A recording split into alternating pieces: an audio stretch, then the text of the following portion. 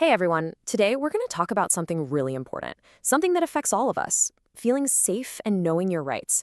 It's all about understanding that you have power and you have protection under the law. So let's dive in. It's a question so many of us have asked. Sometimes it can be really hard to tell the difference, and it's totally okay to feel confused about it. But the good news is, there are clear answers to help us figure it out. And those answers, they can be found in a very important law that's designed to protect you. I want you to think of it as your own personal legal shield. So this shield, it has a name. It's a powerful law in Nigeria that was created back in 2015, and it's called the Violence Against Persons Prohibition Act. We just call it the VAPP Act for short. And it's not just a piece of paper. It's a real tool to keep everyone in Nigeria safe from harm. Now, this is maybe the most important thing to get. The VAPP Act makes it absolutely clear that violence is a crime. It's not a family matter or something to be sorted out in private. If someone is being harmed, the law can step in. It is taken very seriously.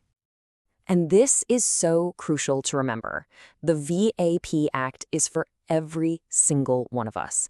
It doesn't matter if you're a girl or a boy, a woman or a man. Your safety is your right, and this law is here to protect it. No exceptions. Okay, so what does the law actually see as violence? It's really important to know that it goes way beyond just physical hitting or fighting. The VAPP Act knows that violence can show up in a lot of different ways. So, let's start with what most of us think of first. The act is crystal clear. Any physical act that hurts someone's body is against the law. This also covers any kind of sexual act that doesn't have a clear willing yes from the other person. Things like hitting, spousal battery, and harmful practices like female genital mutilation are all considered crimes. But words can hurt deeply too, right? And the law totally gets that. It even has a name for it: emotional, verbal, and psychological abuse. So things like constant insults, threats, or someone trying to control your feelings to make you feel small and scared. Yeah, that's a form of violence too. And sometimes violence can be a lot more subtle. Take economic abuse. That's when someone tries to control you by taking your money or stopping you from getting a job. That's a crime. And so is stalking, when someone follows you or won't stop contacting you and it makes you feel scared. The law sees these things as serious forms of harm. Okay, so knowing what's wrong is the first big step.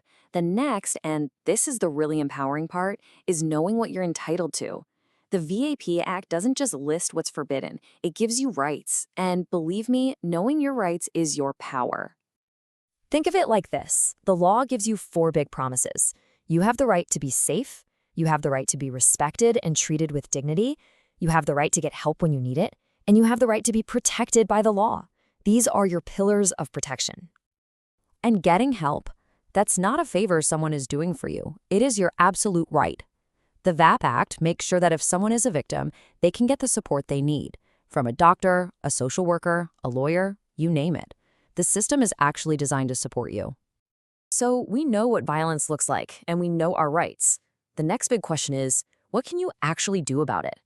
And it's so important to remember that taking action isn't easy, but wow, it is an act of incredible strength. This is probably the most important question we'll talk about today. Because knowing all this information is one thing, but using it to protect yourself or to help someone else, well, that's what makes all the difference. So here's what you can do. First, if you feel safe enough, you can speak up and tell the person to stop. If it's not safe, or if they just don't listen, go to step 2. Tell an adult you trust. This could be a parent, a teacher, a school counselor, anyone you feel safe with. And finally, know that official help is there for you, from social workers and the police. And you should know, the police have a duty to help you. It's literally in the law. They have to help you file a complaint, they can arrange for you to get to a safe place if you need it, and they have to clearly explain your rights. They are there to help. Now listen, I need you to hear this, really hear this. It is never, ever your fault. No matter what happened, what was said, or what was done, the responsibility is always 100% on the person who chose to cause harm. Reaching out for help might feel like the scariest thing in the world, but it is the ultimate sign of courage. It's you standing up for yourself, for your safety, and for your right to be respected. It's an act of pure strength. And that's really what this all comes down to. The VAPP Act was created to be a shield for everyone. Its purpose is to offer protection, justice, and support. This law exists to protect you, not to shame you. And just knowing that, well, that's the first step to claiming that protection.